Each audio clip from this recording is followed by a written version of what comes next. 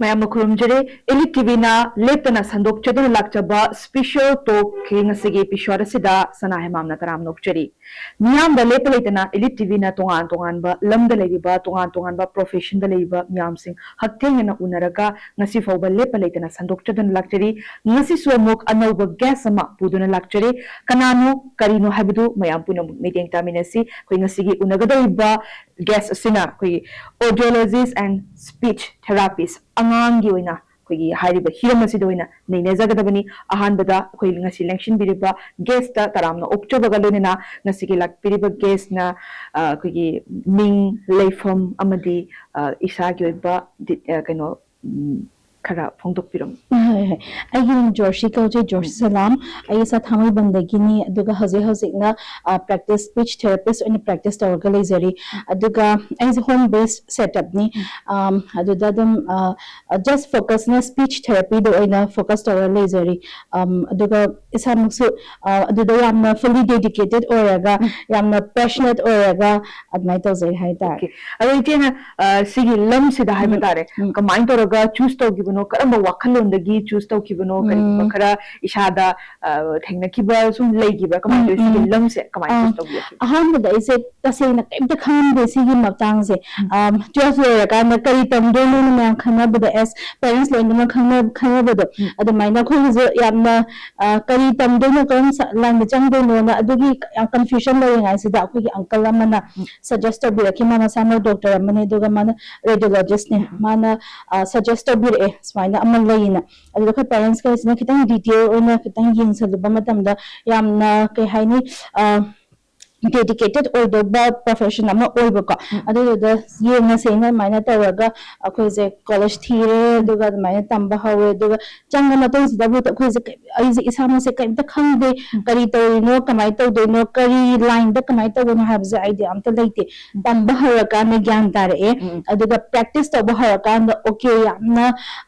ke hai tare full life changing to amani profession amani haina adamaina khange adu hazik se full time adu dadam dedicated or lazy. Okay. Adu chegi hazik se tungan ba clinic oina hanga ga lebibra yumda dum adu yingda nomda bigi patients yengba lakpa sum khangarabani haiba adu chahi kayamuk kuirabano chegi sigi lamsi das maina yengba horpase adu hazik fobuda patient kayamuk yam yengdi ai se kanya tamba ho base 2010 na tamba ho zarapane adagi adum bachelor's lore master's lore bangalore tam zarapane ma aduga tamba loraga adum bangalore dum practice taw zare sida 2000 da yum tholapane adagi yum da mo practice taw zare how say small setup clinic setup ama bude hangaga tawzari practice tawzari adu overall yeng bahaba say yeng bagi patient yeng wadi phatnyam yeng hadi 2010 dagi first year dum adi khoi phajani hands on parallel track aduga second third year dagi internship dagi da khoi na dum phajana lead tawaga amang se yeng ba hawe adu dagi na hazi phause dum lead na dum yeng aduga hazi ki oina kana da general on the 7 to 10 cases but the ying average ta admaina dum tigin mai ying overall ying agadi yam hai tare adum shift khaido ga ying bibra ayuk da ying ba shift adu budi kana ta upon basis oidoine aduga kanogi angang sida number of sessions pi gani ko haidi angang se condition digi matung in either yam delay oragadi 3 sessions 4 sessions a week adigi 2 sessions a week yamna kano order gadi mild cases oitaragadi adugi duda yengaga moi the time slot ama pibiraga 45 minutes session taraga one to one interaction taraga mine oba shift cd any morning da su yengi a break laraga evening da su yemba mine taw maroina akoi gi chiche na hazik geng jari ba habatare ko sida therapist stories sida isa koi gi khaido pa angang ahan adult amri child ki yamna khaido le adu chiche gi karam bada hena focus piraga tawi loina mak touch tawi ba kamai loina ma pudi ho khara dam kana le cases le ga bade dam yingje ko adu main thing ai isa yam pam je bade child therapy pediatric therapy in hena pam je ye adu da se hena yam bana focus tawi any training chapa matamda child related na ta yam bana so ai dam pick up taw je ko aduga admaina hena isa ni hena pam je ba hai tare ko admaina oraga hazisina ini ayambana pediatric cases oni yengi for few instances adult cases yengi do taraga so ayambana pediatric speech therapy do in focus tawjaba aduda maruina hari bahaziki laina haiba tare hairage si sina karam maina koigi masigi symptoms se masi angang sima nare harapase symptoms se kamai tawraga khangi aduga koigi magi stages adum leiramani si phawba layang ba si phaw yaure habado adu sigum se kamai tawraga khangani habado koigi viewers me amna khangna ba macha khaina matam thambiyo che ha se pediatric ki oina diko delay over se chahi ama dai de gidam khangba hawe for kano khara de cases khara de adam angang je pupaga adum uba yawe abnormalities le pa yawe ka physical abnormalities le pa yawe adu de gidi angang je chaba thapa ngamak ba swallow ngamak ba adu de gidi tasing de therapy se hobo di yare ko khara mafam khara de kano da ICU de le ngai de gi swallowing de gi horaga therapy gi kano je scope se le pa yawe ba ko speech therapy gi scope se ICU de gi hek po pa gani ngai gi ko adu de to pa yawe adu gi kano da aduda hoi predictor ga tawe natragana at least 1 year sure pase da angang je dam as early hek ngali ge de dam kana to yare ko therapy se provide to yare adu bu akhoi mayamna khamoi je general and khanari je akhoi kha haina bu ju kha leidana ko nupa je di kha thenga thokali ka na ga haina ba nupi na kha hana thokali ka haina ba adegi kha thingbo orangani kha lega thokchara chani summagi kono simal doubt se parents the adult yam lay general the high tare ko adu lay pase chumni mathana thokchara pa ya bagi chance lay adu se pbi ga da bani adu in case tholak traga di kai to ga da ba ko jehi ahum banga re sum to tholak traga di adu de hay wa angang se gi kana da education da se tholak te ni mi communicate ke to ba da mo idoni plus confidence wala to le ba sum thing da hi ba dina adu gi kana da se khanda ba ya de ba ko adu ga angang se da kai gumba neurological or genetic condition adum ba kan le ta ga di yam nam adum khambang nam ko chi ama size adum khambang nam ani as early as 9 months mai khanga aga therapy se provide to budi yare adubu symptoms ina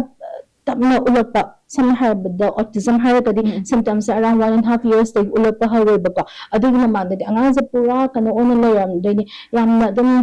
jolly or gami enjoy to bangang masa paleng ma ani de chi ama makhayo padegi di moi kana se limited khal or ani ba nangan bam yam de khaga ka therapy ya bagi chance am wangi baka adu gumba se ura agadi therapy se parents lak ne ge se 1.5 year to 2 years so da yam na lakal ko adu adumai tawraga intervention se adum sang ko na sang adum piba yai my head kana na mana environment gi learn to boda adum nam jibak adum deliver to bi therapy se adubu hoi critical age haba amasule ri kitang hela brain kana se nai ngai de di angang se hapchani ge challi na ka adumai no ge di therapy to was ne he na fruitful over ona uiko aduga kha thingdaraga di mozo brain se maturity kitang la pa hora bani na ko limitations se kitang leba adu lei hai tar ga so tak pa ya da bri na te na ko akhu zo ho se learn to yari adu mai angang zo any age da dum learn to di yari ba adu best di kitang ngai da hai tar ma gi maturity da kitang lei tringai da ta ho baduna the best oi de ba adu masida aina makhata na lakching ning da kugi speech audiologist hairaga kugi ta da bagi hearing gi problem le yusi su masida dum manung chanbra adu magi su magina amuk hearing gi di ta bagi di koi hearing aid kumba hap masi hap tingi mamang da koi treatment kumba chathabra adum direct hearing aid adum hap yarabra angang pingai de gi horaga su adum hap ra kamai to yage hearing aid se hana provide to speech therapy provide to basida best result phangi ko kai gina tara banina tara kan da tapi badune hena kano oiba ko efficient oiba ko aduga tonta block or kanda akhoi se silen chalagadi kemte tadre banina na response phang aroidana ko adugi condition do avoid tongna ba hearing aid hapaga therapy pibas na best or hearing aid hapaze dam nalege dam hapase ya de atop option oina cochlear implant hena so lei ko implant to doine du manungda kano ha electrodes ke hap doine adu cochlear implantation or hearing aid ani je option je anga de provide taraga ho criteria lei ko just hearing aid na dum kani kai hai tare ya da sufficient oidabo taragadi implant ki darkar leitre yamna severe oina hearing do difficulty lei taragadi cochlear implant ki options leiba ko adu dum ngalingai de ge dum provide to biraga kano gi adugi matung inna therapies adum kana to kana happy raga hai tare ko aduga dum continue to bayani okay aduga magi treatment se akoi gi just adum therapy tawra leiba hida kumba pijabagi tumaina kudong tap slebi hida se ko akoi professional oina di ko hida kana to prescribe to jodi in case angang sin na yamna behavior issue yam leiba or any other monda ke haitare kana se wala pa kholapa any kana changes leiba matamda any pediatrician or ke hat psychiatrist or any neurologist leidana ko moi kan tana biraga hidaki kano domadi moi behavior da kitang calm down tawnaba or any other complications later adugi kano ma or any the okay profession gi ona di here hidati provide tawzade aduga hajiki akoi le hajiki hairiba tongan ba khaidu go dum le ta daba adigi speech delay to ba shigum bo mayam se akoi gi hek popodagi khangak pa su yawi aduga adum marak tagi khangak pa su yawi hek popodagi na punsi chu pagi oina sumaina disabled oirani haiba khangbu se akoi gi fana yamna therapy to ga su si koppa maroidra aduga therapy tawra dum kokhigadra adu kamai aduga hearing aid se si dum puchi chupagi hapasu leiba khara pharakadra kamai si hearing aid se tasengna hearing aid happy begi maram se ko nakong gi kana sida kai haitar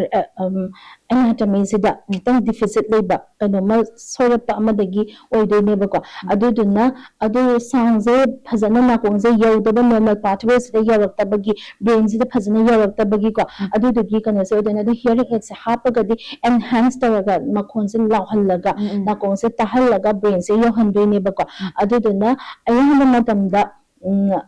recover to chances se kashu yam kana wangba oide ko kayina the abnormality se kana the lerapanina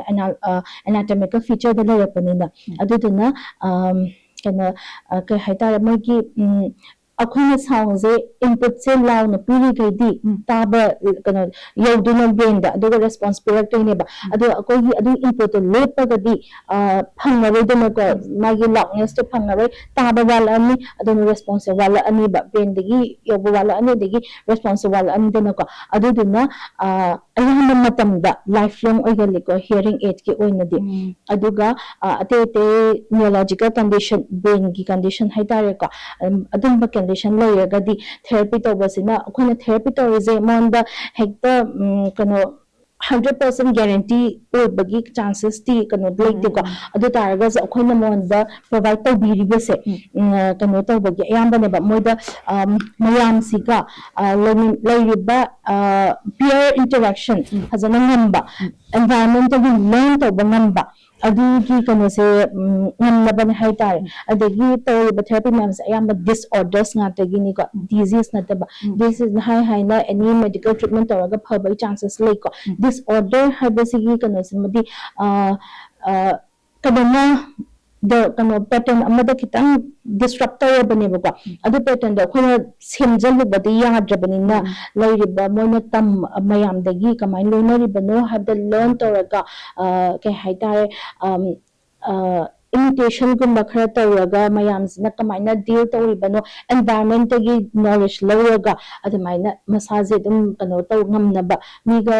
communicate taw ngamnaba confident laina communicate taw ngamnaba adu chang to the pukhat naba khotna bi haida okay koi mayamna su hena wakal loksing oi ba tare sigi lam sigi matang da kamain tawraga therapy tawe do kamain tawraga loine haba matang da yek seng na thambi kram dum da ado sigi lam se chang bo pe se ta seng na chahi kya mutagi 12 lawraga dum 12 lawraga is 1 year kano to isagi health condition khar leibudagi chahi amabudi sida kano da tam ka GP Women's College the botany honors college rame adu marak sida ne ai ngasagi haizagi ba kari stream na chang pheno na taw nagi ba mayam do lambi yam sang na hai tare chahi yam sang na sigi lam se tawre haji 35 plus oire do ishagi habatare mayam se thengna na bo honarakpada adum chahi je adum khaugi ba khangaude masida akogi angang ama khak loina ba matam da habatare angang masing khangna di loina ramani khongba adu si mayam se loina da khudong cha da ba kharadi adum thengnaram gani ha matha se adu thengnagi ba khudong cha da ba amadi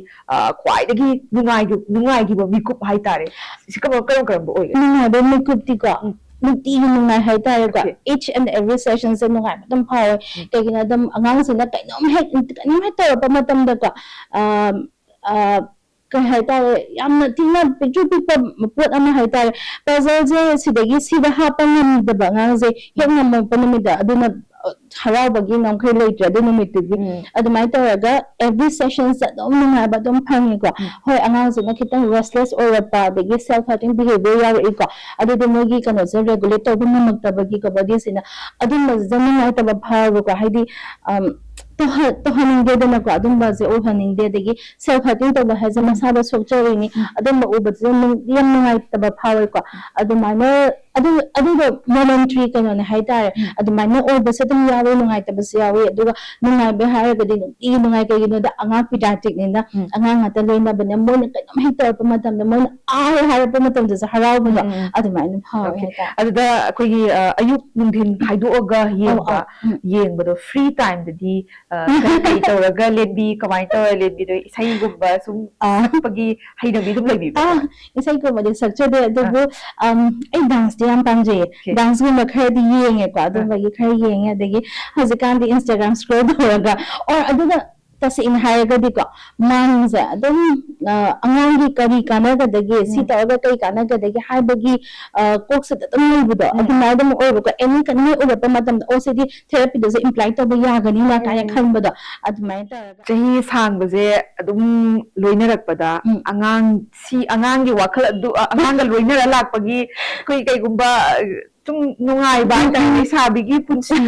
sum kai young koi teenage ki matam bawda adugi lamdo sum mai rabni na si mai tawbada si angang si gi di ka ni gi wakhal layabni na koi nungai ba mikup haitare imanabi singabu koi thopu oiro na family outing oiro sigum badi kaya tawbi da bra koi haidi wakhal nungai lambi ama adugi lambi adum khadi dum tawjay sunday zima da yare ge di adumai na kitang occupy tawna ba away from therapy ka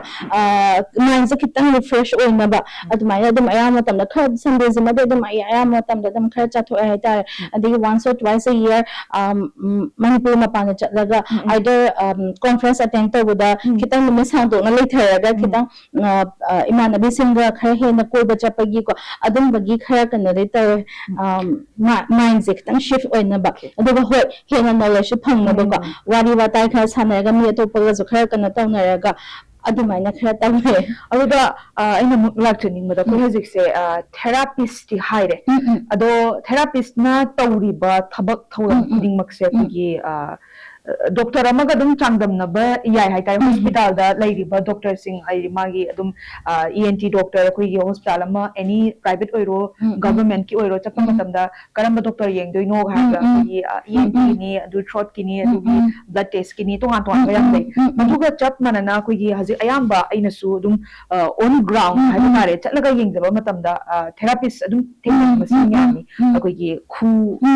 soi sum leng ngam ba si dum samba khotpa mo adum hagi ba yawi adubu aina kitang khetnarak pada ubada hospital la chatlakadi hidak piraga medicine dum iraga gi si leiraga chaw haiba chiklakpa kanda si chaw haiba aduga tarak taba matam da khara ta na chaw hearing aid hapu khanaw nungai tre haraga na tesam to si sumaina le hospital gain aduba akoi aina thengna japada therapy sing da adugumba di hidak medicine ibagi di thengna jate ngasagi sam habiba hidak ke piraga doctor da hospital chaladi hidak pira habado adumaina ko zo assessment tools test ke to udan man assessment tools assessment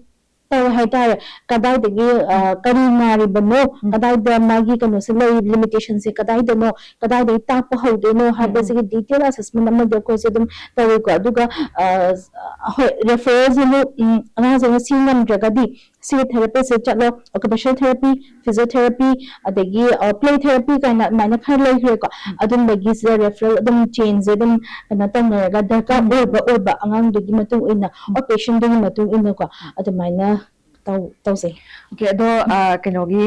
chichegi khwaidagi pamba hinjang se Iyamba. iyamba na kwai Iyamba hawaida. Ari mayam su mangnaba kada kangsoi gumba chaba khotba dum hainai dana ada iyamba se adum adi mayam na haibada iyamba chadi morok saraga isoga langadi iyamba charakpra gaina hainai ada iyamba charaga angang singda sum law khobgi towiba kamai Okay, adu se ka hai isai khode is a kind of short term body organ ko adu bone angang ga leina agni na ko yam thina patients yam phazana control ta bangam bhajani yam na pura grounded or ko second thought lai ai sauba ya de habigi second thought lai ngam zada den tam je ni haba ko no se click tam ta ko angang le so lam je de kya ayam tam de lang de hai tare hoi intentional lang banate adu bu intentionally lang ba sorry intentionally lang do odene ba haidi aina monda chai je to haning da bagi agi chai bagi kame se khanganin bagi chai ba admaina oi ba ko but not like hita amin se ta phuragi kam to ragi adum ba de su to amin tho inki so lang ba sa ga to bu de de su to yam patients te yam na control to ba ngam moi da asau bagi mami utpase si yade haibu dum kai ko moi da asau bagi mami uturagadi kayane dum moi da hena feelings emotion darom da chibagi adumaina lei haibu dum da si matang da koi angang se loina ba matam da bagi kamai toraka loinai adum wabudi waramgadi adum no ma da haiba ta da ba su dum yawi lau khombi khonjel voice da sirakpagi matang dum yawi da Isaduga management angangi loina ba adagi kano muk isagi time tungan ba so loina ba aduga parents ki su dum wa dum ta da ba ya da ba family time sum nei sigum time management se hana dagi dum smoothly chalaga lakpra natragana dum ai ngamna ba dum taurage na adum lakti ba kamai adu gi am smooth oi hai tare kano gi yum gi any kano na khoi ma da mating pang bi ko ko baba na se any kano ta pa matam da physical kano ta pa matam man hita dum front thola ga to bi again hita to sambi pa adu mana yamna smoothly adu di manage ta we duga adu the complication am tan like hai janinge ai gi to pham thopa da dam focus ta ra ko ai gi sima tam se ya ra di okay si gi kana se da ai dam thadaba adu gi kana da ngamme adu ga man ji so dam bhasana flexible or body bhasana ngamme every 45 minutes ai character change ta we ko anga amaga am banana de adu na hazina kitang lei da ka sida si angang sida smile ta gani si angang sida smile ta gani adu na every perception angang juna ai on the yening ba khang to ning ba do ai sa dum khadum oi adu ga every 45 minutes ai personality change ta we angang gi kana oi na ko adu mai ta adu ya ai ga di dum harau halaga therapy za in execute ta zai ko sa ga gi emotions how ba gi emotions uppa gi matang sa dum yawi kai da khang adu su khang ba da ka lai da na ko thai ki sao ba je tak pi ba su anga sao ba na kamai to ba no ha ba je tak pa nga sa dum yawi ko adu ga ai za ai na ina ta ga si sao ini kan ta ina ta adu tak ba su yawi adu ga adu da ai na portrait ta ba ne ba mani des ha bu din la bu ka adu mai ta ga ta ai adu ga emotional regularities adum ngam me hai tare yamna shift ta yam thun adum kana ta ngam 45 minutes se angang amamam da si manung da koi numit kyani mukadi changaga nai adu gi je kano ne angang si matung in le ka yamna severe or ba kha hena deficit le ba hai tare kha hena delay le ba angang sin da 3 to 4 sessions a week or even every day da ka le pas ya ga di ko adu mai na kana tau je ko adu ka khara hena kitang mild or ba hai tare yam delay yam le ta ba adigi gyan khara yam na ta ba angang sin na just 2 sessions a week da adu mai tau ba si ya we adu weekly oina admaina chatle mai routine se pibiraga ko either 3:45 to 3:45 to 4:30 4:30 to 5:15 admaina tawa 45 minutes each 9,000 haida Haziki family gi management ki matang do aida yam nungai jaba haitare koi haina bale halamanna koi gi ishana tawjariba thabak sida aigi parents na support to biragadi yam nungai smoothly chatlaga tum koina mai pak dum ngamme haibu ado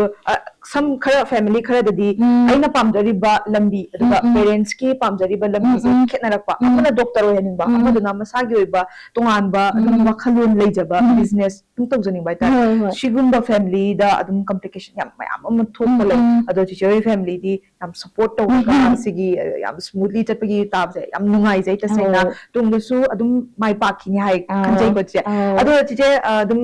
koigi yam sangna adum lawdabida adum khara tension laga adum lawbadane ko aina lakchaning badi koigi hajik se sigi case ayamba mafamda adum tai atopa country atopa state singasu adum ui aduga magi day to daily life ki adum magi pibam thokpa tobom thokpa adum tawraga koigi sum government ki side ki si kana kana lei haiba kai kai ka khangat laga adum magi kana gadaba tawgadaba adum school bantabu karaga su free oyanba kaya ma lei ko adubu hauji generation gi parents sing da tare si akoi awareness pibse yam pangna tadri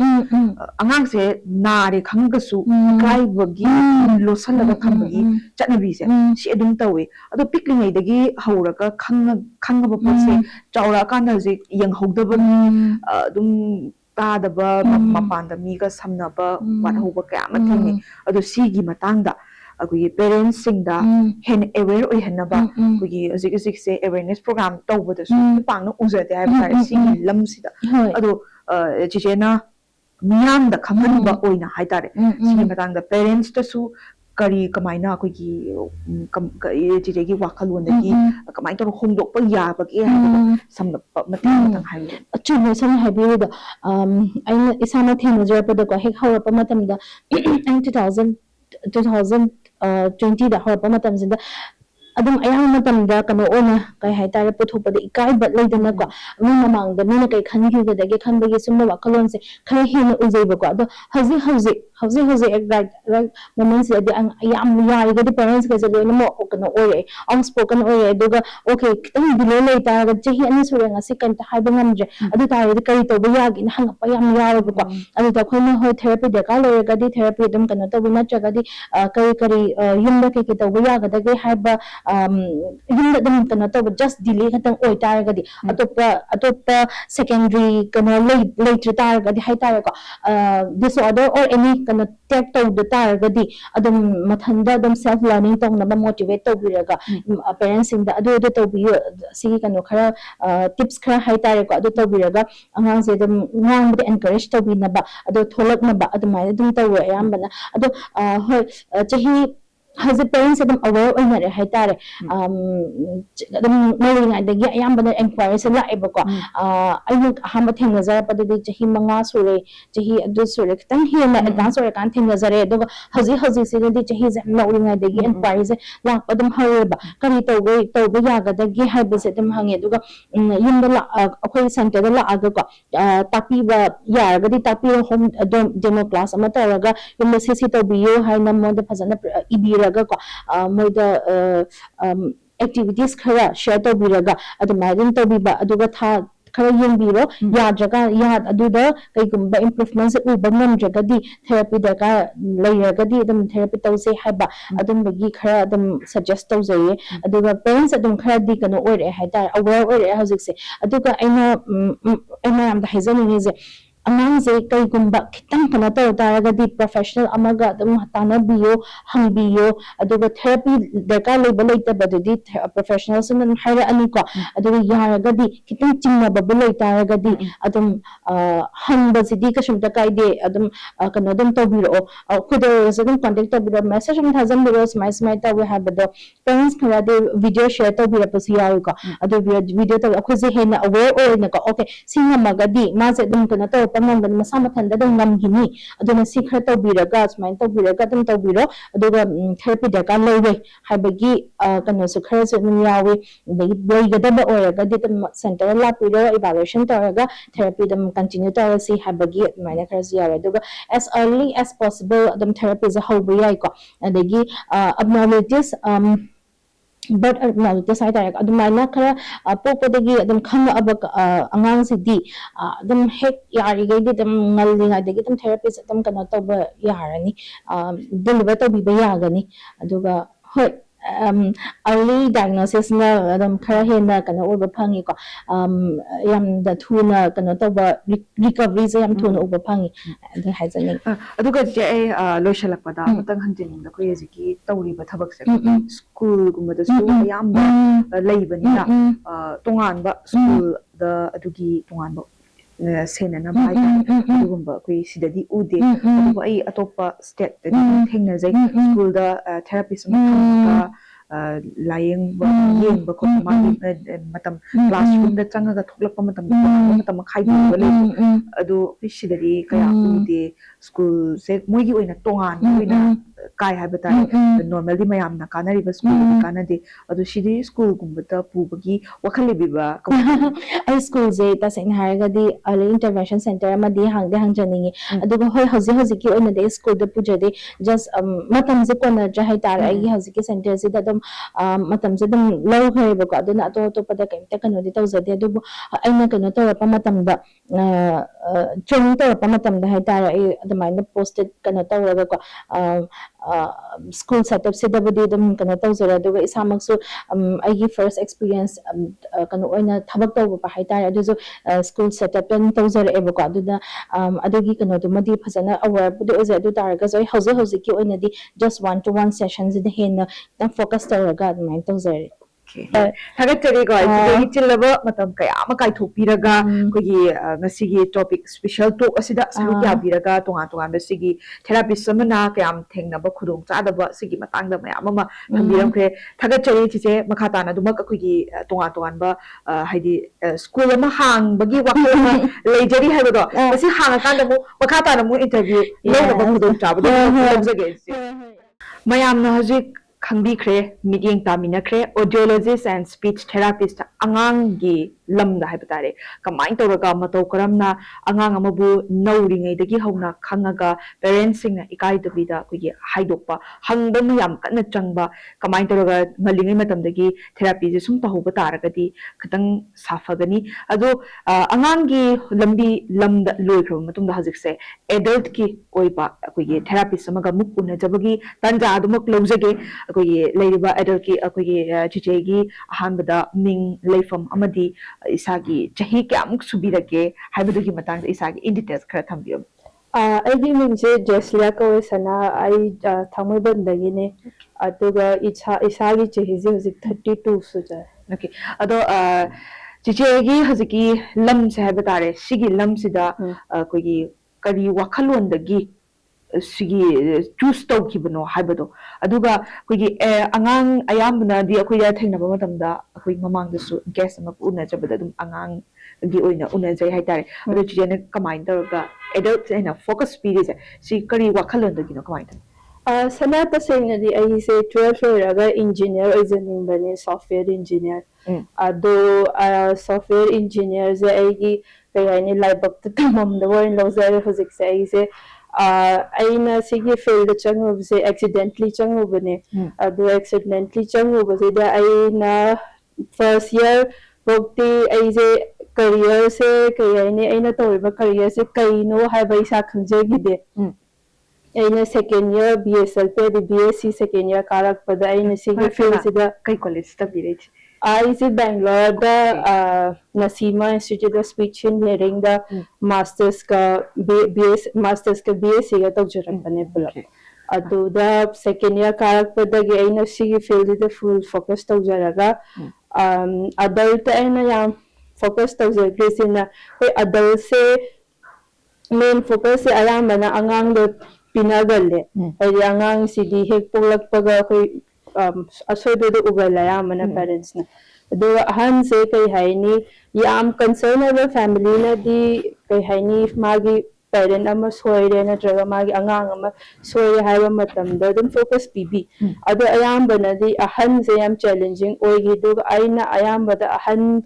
the focus of the se magda kai haini focus to what ki aduga aigi ishagi oina su personal choice adult hena interest very adults tana hena aina focus tawzaki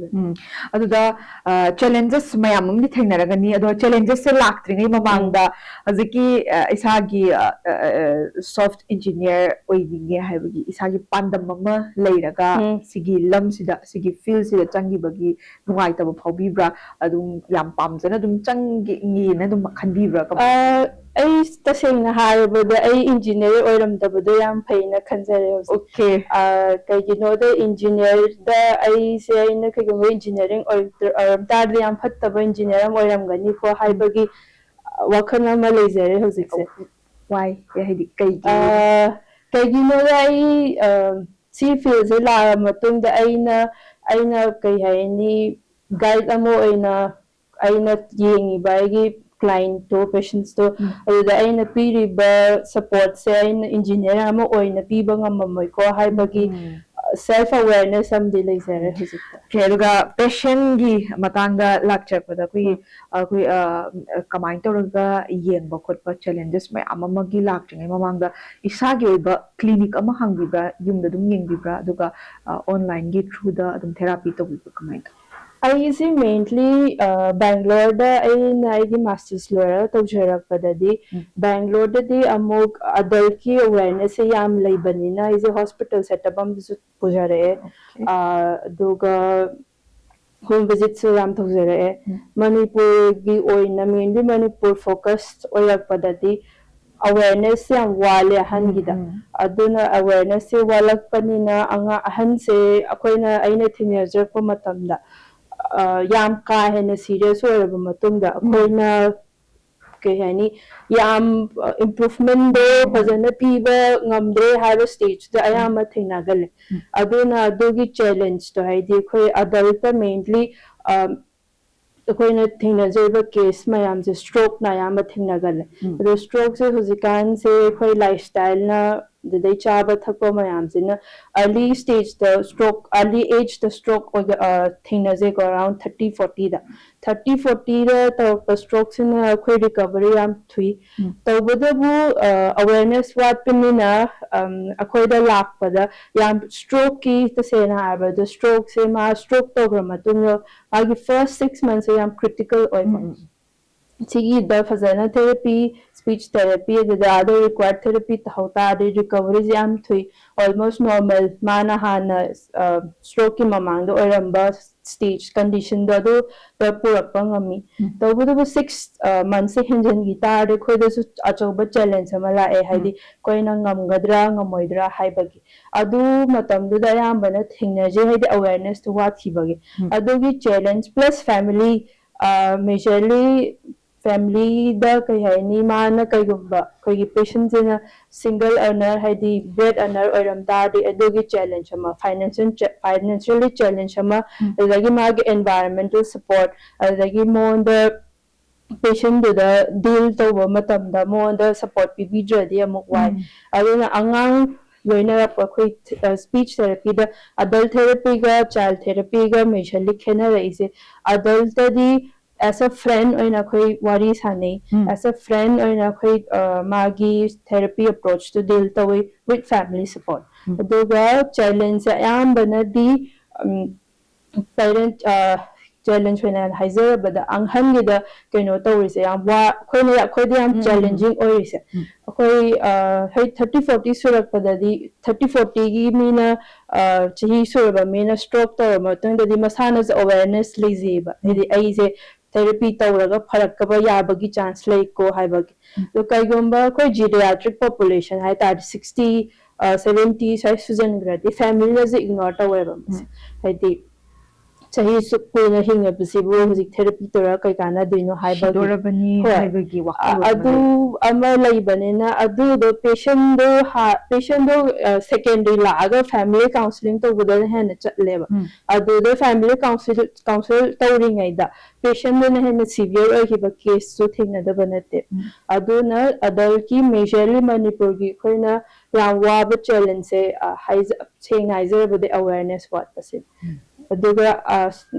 sai sanana hangbigiba online gi haibado adu majorly ai se online ayamba togje akhodi online ko tawba ya yade haiba norms mayam ama lay adu norms mayam do adu norms yade haiba mayam do adum yae na iso online the therapy pizare duga online gi facility se aina majorly focus togzari se akhoi da kedi bedridden or patient ama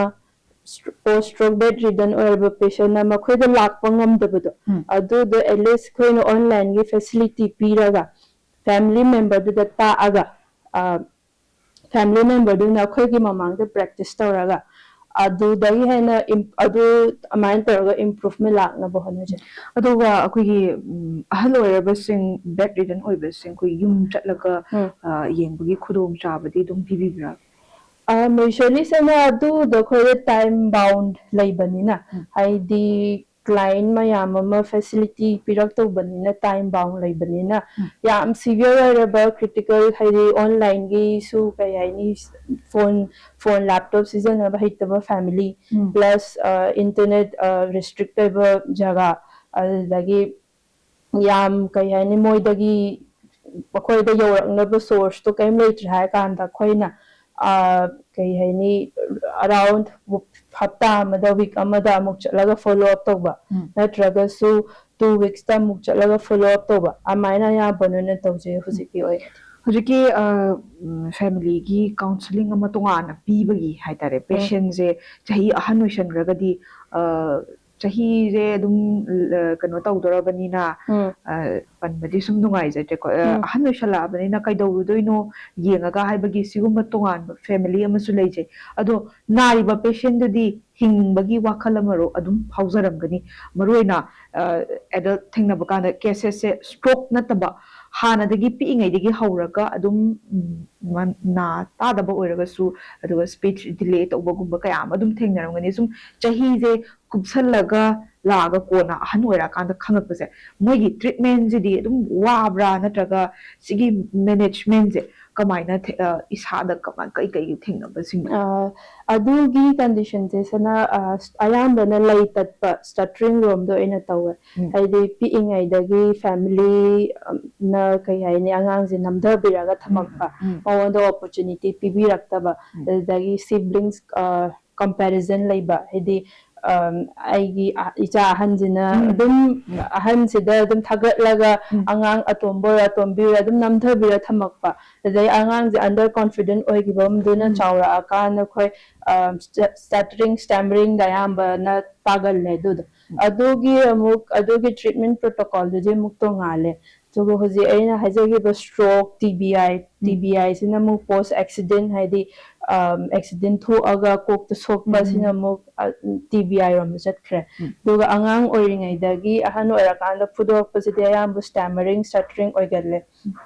moigi sidana amok akhoi treatment protocol je muk tongalakani tongan bahai se mawon support piba tadai akhoi stuttering gi techniques mayam amale ko adu mayam do taw halaga monda improvement adum ubangam aduga patient ama yengba matamda haitare hajupobada thengna jarakpada sum thengna biba yawi braidi nongma ma yengamani nongalaga na kitang nongalaga na trajo any hata amabu oiraga jo kitang phare araga dum yengba tokkiba gumba thengna biba adu kai gumba dumaina tawba taragadi patient da kari kari khudong chadaba nangani duga hena hapta amakhat layamnaga tokkibase sisna muida kari kari pi hadi adugi condition je sana sing habada khoi manipur gi ena yam thingi ko majorly aina manipur da practice tok jurak padagi ayon da ayam ba thingna ko reason se financially challenge oigale aduga amuk financially struggle se nattabida amuk traveling gi problem amasule do yawdabudi natte adu majorly moina tawrisi sida center da la amaga normal training lauraga adum follow up lakhidaba yawe aduda khoina follow up tawraba matamda zu phone block to be phone pai da be challenge so adum lay adugi togi impact na patient da di kari pi ga haba matamda first session da khoi loina mak to ba yade hadi khoi gi structure ama lay muscle solam gani muscle gi tungan ba khoi exercise lay adu adagi mo majorly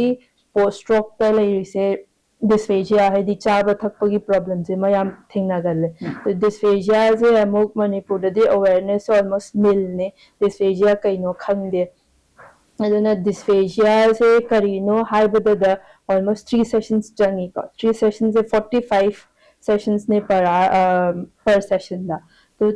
3 sessions dysphagia से कइनो हाइबददा चले तो मैंने follow up कगमा तौरक तारी कोई spontaneous recovery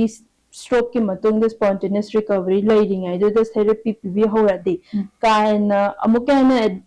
improvement the लाकने जो the मुखेना therapy the चांग नाइना भी हो रहा दी दुम अमा patient द दुम challenge हमा कदी दुम ले अदुदा हजिक हजिक की होइना अखोई सुम येंगजरप मतमदा मणिपुरदा how many person गुम्बदी सिगुम्बना दुम लेरमगनी हाइबगी थाजब लेबी खरदी याममगनी हाइबदी अदुम थाजैको यामबनती अखोई फुजी फोक्तदी डॉक्टर कोलैबोरेशन डॉक्टर का कोलैबोरेशन दगी खरा भक्ति दुम awareness ती लेरे तबदबु awareness लेरे हाय तारसु family की support यावक्तबनिना याम कयानी almost 5-10% कुम्बदा खतने treatment period से अतै दे अदुम कयानी युमदा सेंग हारबदा सिबंग हारबल चिंगारबे लई हाबदो अमाइना ओइना थोकनी अदुने अखोई जुम को थेंगना जबदा awareness से याम वाले हाइबा तारे कोइना चलगा सुम ताजबा येंबो मतमदे any medical health camp याम तौरे अदुगा child abuse करी सुगुम्बा लमददी यामना तौरे दुबो कोइना हजिक हाइरिबा speech audiology सिगी लम सिददी सिगी field सिगी वेनादी awareness से याम वाली अदु अतोप स्टेट हजिकी ममा कन बेंगलोर जो स्कूल में पुबीरमे हाइको अदु मणिपुर दसु सिकी खुदोंग चाबसे लेरकदी खरा दुम फगनी न खले अदु इसागी मोतदी कमाइन थमिनिंगे अदु हजुजिक स्कूल में पुबगी वखलोन लेबिबा कमाइन स्कूल दा पुबगी वखलोन जे आईगी ओइनदी स्कूल नतबीदा आईगी ओइनदी आई हॉस्पिटल अमा सेटअप तौगेन हाइबगी प्लान अमदि लेजे हॉस्पिटल सेटअप तौबगी आइडियाज इन खोइ नसाइन हाइजकी बे dysphagia चाबो थकपगी प्रॉब्लम्स अखोइ silent aspiration na leko aspiration haide ko ising thauraga any liquid thauraga haba je akoi aspiration kawe adu a person with stroke na aspiration tharak pa je akoi khanghoba lai khanghodaba lai khanghodaba mayam duna liquid tuna lungs te changraga phungkatlaga adum lagi dabasu yawe adu aina hospital setup to zani ina hospital dadi sigi equipment mayam je lai banina akoi dysphagia ta ko matam da speech therapy khatana yarakte team ama change e aidi lungs tagi chingthokna ba team ama dagi koi hospital setup tadi doctor su lai nurse su lai adu mayam do deal tawna vai hospital amadi setup to zaninge school gi oina de aise primarily adult oina focus to zabanina school setup to di tawbudi tawning de habati yaro tawbudo ayam hospital focus to okay ado asa amaga loinena hajik se hospital setup to bugi wakhalai do karam chahida karam matamda lekhat ke habagi wakhal dilebi aise plan up till late tawzari adubu on the way haibata so idana mai pak so review aduga bagi haiba patient sing se masing khangbana leiri ba haiba tare tonga tonga koi gi periphery area sing ai ambada hajik se stroke ki case yam hengalai alagi stroke tawre haraga yumda dum thamba ꯈꯣꯡꯒꯨꯝꯕ ꯁꯣꯏꯅꯥꯏꯔꯒ ꯑꯗꯨꯝ ꯂꯩꯕ ꯁꯨꯝ ꯌꯥꯝ ꯊꯦꯡꯅꯩꯀꯣ ꯑꯗꯨꯒ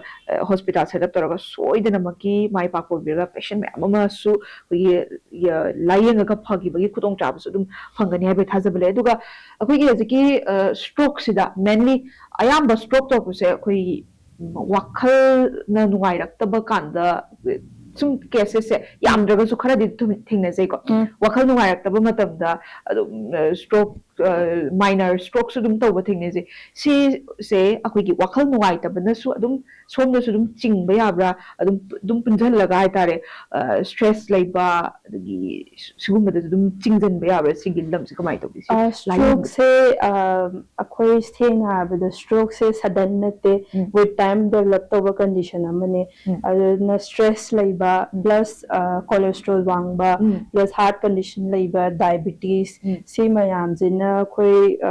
stroke ꯍꯥꯏꯁꯦ ꯁ꯭ꯇ꯭ꯔꯣꯛꯇꯁꯨ ꯂꯩꯀꯣ ꯍꯥꯏꯗꯤ ischemic stroke, non-ischemic stroke, ꯁꯤꯒꯤꯁꯤꯅ ꯑꯃꯨꯛꯀ ꯌꯥꯝ ꯁꯣꯛꯍꯟꯒꯦ ꯍꯥꯏꯕꯗꯣ ꯑꯩꯈꯣꯏ minor stroke ꯇ ꯑꯩꯈꯣꯏ bedridden ꯑꯣꯏꯗꯕꯁꯨ ꯂꯩ minor stroke ꯇ ꯑꯩꯈꯣꯏ muscle coordination ꯋꯥꯠꯂꯒ ꯑꯗꯨꯗ ꯑꯗꯨꯝ massage ꯇꯧꯔꯒ ꯐꯕꯁꯨ ꯂꯩ speech ꯁꯣꯛꯇꯕ ꯍꯥꯏꯗꯤ language ꯁꯣꯛꯇꯕ speech ꯈꯛꯇꯪ ꯁꯣꯛꯄ ꯑꯗꯨꯒ ꯑꯃꯨꯛ stroke-ꯁꯤꯅ ꯑꯃꯨꯛ ꯀꯔꯝꯕ ꯑꯦꯔꯤꯌꯥꯗ brain-ꯒꯤ ꯀꯔꯝꯕ ꯑꯦꯔꯤꯌꯥꯗ ꯁꯣꯛꯍꯜꯂꯤꯕꯅꯣ ꯑꯗꯨꯒꯤ ꯃꯇꯨꯡ ꯏꯟꯅ ꯀꯟꯗꯤꯁꯟꯗꯁꯨ severity non severityꯗ ꯂꯥꯛꯀꯅꯤ ꯇꯧꯕꯇꯕꯨ ꯁ꯭ꯇ꯭ꯔꯦꯁ ꯌꯥꯝ ꯂꯩꯕ ꯑꯗꯨꯗꯒꯤ ꯑꯩꯈꯣꯏ ꯆꯥꯕ ꯊꯛꯄ healthy lifestyle maintain ꯇꯧꯗꯕ ꯁꯤꯅ ꯑꯌꯥꯝꯕꯗꯤ ꯑꯣꯏꯒꯜꯂꯦ ꯇꯧꯕꯇꯕꯨ ꯁ꯭ꯇ꯭ꯔꯦꯁ ꯈꯛꯇꯪꯅ stroke ꯇꯧꯔꯛꯀꯅꯤ ꯍꯥꯏꯕꯒꯤ ꯑꯗꯨꯃꯛꯇꯤ ꯍꯧꯖꯤꯛꯐꯥꯎꯒꯤ ꯑꯣꯏꯅꯗꯤ ꯌꯥꯝ ꯁ꯭ꯇꯗꯤꯁ ꯋꯥꯠꯂꯤ ꯍꯥꯏꯇꯥꯔꯦ ꯍꯧꯖꯤꯛꯁꯦ ꯁꯝꯅ ꯍꯥꯏꯔꯕꯗ ꯑꯦꯋꯦꯔꯅꯦꯁ ꯄꯤꯕ ꯌꯥꯝ ꯋꯥꯠꯂꯦ ꯍꯥꯏꯕ ꯇꯥꯔꯦ ꯑꯗꯨꯝ ꯑꯩꯈꯣꯏ ꯍꯥꯏ ꯀꯦꯂꯣꯔꯤꯁ ꯑꯗꯨꯝ ꯆꯥꯁꯟꯕ ꯑꯗꯨꯝ ꯑꯦꯅꯤ ꯐꯪꯁꯟ ꯑꯣꯏꯔꯣ ꯑꯦꯅꯤ ꯄꯥꯔꯇꯤ ꯑꯣꯏꯔꯣ ꯍꯛꯆꯥꯡꯒꯤ ꯈꯟꯗꯅ ꯃꯥꯒꯤ ꯑꯅꯤꯡꯕ ꯑꯄꯥꯝꯕ ꯑꯗꯨꯝ ꯇꯧꯔꯒ ꯂꯩꯕ ꯑꯗꯨꯝ ꯊꯦꯡꯅꯖꯩꯅ ꯁꯤꯁꯨ ꯍꯛꯆꯥꯡꯒꯤ ꯈꯟꯗꯅ ꯑꯩꯈꯣꯏ ꯍꯥꯏꯅꯩ ꯍꯛꯆꯥꯡ ꯐꯕꯅ ꯂꯟꯅꯤ ꯍꯥꯏꯅꯩ ꯑꯗꯣ ꯈꯪꯗꯦ ꯑꯗꯨꯝ ꯈꯤꯇꯪ ꯌꯦꯡꯉꯨꯔꯀꯥꯟꯗꯗꯤ ꯍꯛꯆꯥꯡ ꯐꯕꯅ ꯂꯟꯅꯤꯗꯣ ꯑꯗꯨꯝ ꯄꯨꯡꯆꯥꯏ ꯆꯥꯏ ꯍꯥꯏꯇꯥꯔꯦ ꯑꯗꯨꯝ ꯑꯌꯥꯝꯕ ꯀꯦꯁꯦꯁꯁꯦ ꯁꯨꯃꯥꯏꯅ ꯑꯗꯨꯝ ꯊꯦꯡꯅꯖꯩ ꯑꯗꯣ ꯍꯧꯖꯤꯛ ꯐꯥꯎꯕꯒꯤ ꯑꯣꯏꯅ ꯍꯥꯏꯔꯤꯕ ꯁꯤꯒꯤ ꯀꯦꯁꯁꯤꯗ ꯏꯁꯥꯗ ꯌꯥꯝꯅ ꯆꯦꯂꯦꯟꯖꯦꯁ ꯃꯌꯥꯝ ꯑꯃꯁꯨ ꯊꯦꯡꯅꯔꯦ ꯑꯗꯨꯒ ꯃꯦꯅꯦꯖꯃꯦꯟꯠꯁꯨ ꯑꯗꯨꯝꯃꯛ ꯋꯥꯔꯝꯒꯅꯤꯀꯣ ꯑꯗꯣ ꯁꯤꯒꯤ ꯃꯦꯅꯦꯖꯃꯦꯟꯠ ꯑꯃꯗꯤ ꯁꯤ ꯃꯌꯥꯝꯁꯦ ꯂꯣꯏꯅꯃꯛ ꯀꯃꯥꯏꯅ ꯃꯥꯌꯣꯛꯅꯕꯗ ꯏꯁꯥꯒꯤ ꯑꯣꯏꯅ ꯅꯨꯡꯉꯥꯏꯊꯣꯛꯄꯒꯤ ꯂꯝꯕꯤ ꯍꯥꯏꯇꯥꯔꯦ ꯁꯤꯅ ꯀꯔꯝꯕꯅ ꯀꯔꯤꯅ ꯑꯣꯏ ꯁꯨꯝ ꯏꯁꯩ ꯃꯌꯥꯝꯒꯤ ꯏꯁꯩ ꯁꯛꯄ ꯏꯁꯩ ꯇꯥꯕ ꯖꯒꯣꯏ ꯁꯥꯕ ꯅꯠꯇ꯭ꯔꯒꯅ ꯑꯗꯨꯝ ꯆꯥꯛ ꯊꯣꯡꯉꯒ ꯏꯟꯖꯥꯡ ꯑꯍꯥꯎ ꯑꯍꯥꯎ ꯊꯣꯡꯉꯒꯁꯨ ꯋꯥꯈꯜ ꯄꯣꯊꯥꯕꯒꯤ ꯂꯝꯕꯤ ꯑꯃ ꯑꯣꯏꯗꯅ ꯑꯗꯣ ꯁꯣꯝꯒꯤꯗꯤ ꯀꯔꯤꯅ ꯑꯣꯏꯕꯤ ꯑꯩꯁꯦ ꯁꯤꯅ part time hobby ꯍꯥꯏꯇꯥꯔꯦ hobby turn business ꯑꯃ ꯇꯧꯖꯩ ꯑꯩꯁꯦ DIY ꯑꯩ crochet ꯃꯛꯇꯤ ꯅꯠꯇꯦ crochetꯒꯤ ꯃꯑꯣꯡꯗ macrame ꯅ art form ꯑꯃ ꯂꯩ ꯑꯗꯣ macrameꯗꯣ ꯇꯧꯔꯒ ꯑꯩꯒꯤ small business ꯑꯃ Instagramꯗ page ꯑꯃ run ꯇꯧꯖꯔꯒ ꯑꯗꯨꯒꯤ small business ꯍꯥꯏꯇꯥꯔꯦ ꯑꯗꯨꯃ ꯇꯧꯖꯩ ꯑꯩꯁꯦ book reading ꯌꯥꯝ ꯄꯥꯝꯖꯩ book reading ꯍꯥꯏꯇꯥꯔꯗꯤ ꯅꯣꯕꯦꯜꯒꯨꯝꯕ ꯄꯥꯕ ꯌꯥꯝ ꯄꯥꯝꯖꯩ ꯑꯗꯨꯅ ꯅꯣꯕꯦꯜꯁꯦ ꯌꯥꯝ ꯑꯩꯁꯦ ꯀ꯭ꯂꯥꯁ 8 ꯀꯥꯔꯛꯄꯗꯒꯤ ꯑꯩꯁꯦ ꯆꯥꯎꯔꯒ ꯑꯩꯁꯦ ꯑꯩꯒꯤ ꯃꯤꯡꯗ ꯑꯩꯁꯦ ꯅꯣꯕꯦꯜ ꯑꯃ ꯄꯕ꯭ꯂꯤꯁ ꯇꯧꯖꯒꯦ ꯍꯥꯏꯕꯒꯤ ꯄ꯭ꯂꯥꯟꯗꯒꯤ ꯑꯩꯁꯦ 2020ꯗ ꯑꯩꯁꯦ ꯕꯨꯛ ꯑꯃ ꯄꯕ꯭ꯂꯤꯁ ꯇꯧꯖꯈ꯭ꯔꯦ ꯑꯗꯨꯅ ꯑꯩꯁꯦ ꯑꯣꯊꯔ ꯑꯃꯁꯨ ꯑꯣꯏꯖꯔꯦ ꯌꯥꯝ ꯍꯥꯏꯗꯤ ꯊꯦꯔꯥꯄꯤꯁ ꯈꯛꯇ ꯅꯠꯇꯅ ꯇꯣꯉꯥꯟ ꯇꯣꯉꯥꯟꯕ ꯑꯩꯈꯣꯏꯒꯤ ꯈꯪꯉꯝꯗꯕ ꯍꯥꯏꯕ ꯇꯥꯔꯦ ꯃꯌꯥꯝ ꯑꯃ ꯇꯧꯕꯤꯔꯝꯃꯤꯀꯣ ꯑꯗꯣ ꯕꯨꯛ ꯂꯥꯏꯔꯤꯛ ꯃꯃꯤꯡꯗꯣ ꯅꯣꯕꯦꯜ ꯃꯃꯤꯡꯗꯣ ꯀꯔꯤ ꯑꯩꯁꯦ ꯕꯨꯛꯇꯣ ꯏꯕ ꯃꯇꯝꯗ ꯃꯌꯥꯝꯅ ꯀ꯭ꯔꯤꯇꯤꯁꯥꯏꯖ ꯌꯥꯝ ꯇꯧꯕꯤꯈꯤꯀꯣ ꯃꯃꯤꯡꯗꯨꯅ ꯃꯃꯤꯡꯁꯦ ꯂꯚ ꯏꯁ ꯅꯣꯠ ꯑꯦꯚ꯭ꯔꯤꯊꯤꯡ ꯀꯧꯋꯦ ꯑꯩꯅ 2020ꯗ ꯀꯣꯚꯤꯗ ꯃꯅꯨꯡꯗ ꯑꯩꯁꯦ ꯑꯩꯅ ꯏꯕ ꯍꯧꯔꯛꯄꯁꯦ 2017ꯗ ꯍꯧꯈꯤꯕꯅꯦ ꯇꯧꯕꯇꯕꯨ ꯄ꯭ꯔꯣꯐꯦꯁꯅꯦꯜ ꯕꯥꯎꯟꯗꯔꯤꯁ ꯌꯥꯝ ꯂꯩꯕꯗꯒꯤ ꯄꯕ꯭ꯂꯤꯁ ꯇꯧꯕ ꯉꯝꯈꯤꯗꯦ ꯑꯩꯒꯤ ꯑꯣꯏꯅꯗꯤ ꯀꯣꯚꯤꯗ ꯂꯥꯛꯄꯁꯦ ꯑꯩꯉꯣꯟꯗꯗꯤ ꯌꯥꯝ ꯀꯥꯟꯅꯈꯤ ꯕꯤꯀꯣꯁ ꯑꯩꯒꯤ ꯑꯗꯨꯒꯤ ꯗ꯭ꯔꯤꯝꯗꯣ ꯐꯨꯜꯐꯤꯜ ꯇꯧꯕ ꯉꯝꯈꯤ ꯑꯗꯣ ꯃꯈꯥ ꯇꯥꯅ ꯁꯨꯝ ꯊꯦꯔꯥꯄꯤꯁ ꯑꯣꯏꯅ ꯂꯥꯏꯔꯤꯛ ꯑꯃꯒꯁꯨ ꯑꯃꯨꯛ ꯐꯣꯡꯈꯤꯒꯦ ꯍꯥꯏꯕꯒꯤ ꯑꯁꯥ ꯂꯩꯕꯤꯕ꯭ꯔꯥ ꯑꯩ ꯇꯪꯈꯥꯏ ꯆꯜꯂꯦ ꯑꯣꯀꯦ ꯑꯩꯈꯣꯏ ꯕꯨꯛ ꯔꯤꯂꯤꯁ ꯇꯧꯕ ꯅꯨꯃꯤꯠꯇꯣ ꯑꯩꯈꯣꯏꯁꯨ ꯂꯥꯛꯆꯒꯦ ꯁꯣꯏꯗꯅ ꯏꯟꯚꯥꯏꯠ ꯇꯧꯕꯤꯔꯣ ꯑꯩꯈꯣꯏꯁꯨ ꯄꯥꯖꯒꯦ ꯃꯃꯥꯡꯒꯤ ꯕꯨꯛꯇꯨꯁꯨ ꯂꯥꯏꯔꯤꯛꯇꯨꯁꯨ ꯑꯗꯨꯝ ꯄꯥꯖꯒꯦ ꯑꯗꯣ ꯃꯌꯥꯝꯅꯁꯨ kalaida phangdigani hadi like se huziki wainadi Notion Press na publish tawgibane Notion Press ki website ta phangani Amazon ta ke ma adum viewers sing na su tarabani na viewers sing na dum yegdiraga dum leiraga pabi biane do zum kitang na thairaga many like to the zum yam details na traga su summary matang pbb yabra like to matang dai viewers sing na su kitang taraga di esima dum leiraga yenge hai pa ke hai bagi ai ki storyline se kino oigi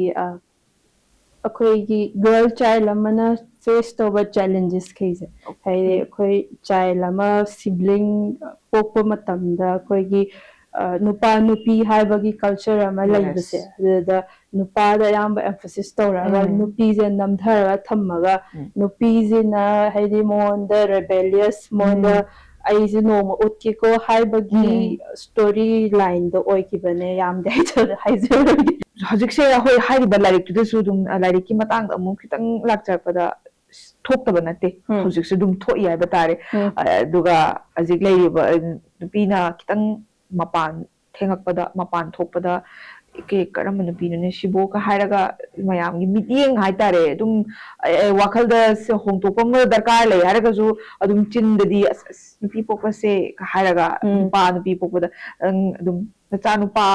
po oga nungai na layu hai di hai nupi macha po oga nungai layu hai base kaya ita ta de ai tare pokla po nupi pokla dum halau to ado hojiki generation sidadi adugumba gi differences yam ure ado differences yam ure sida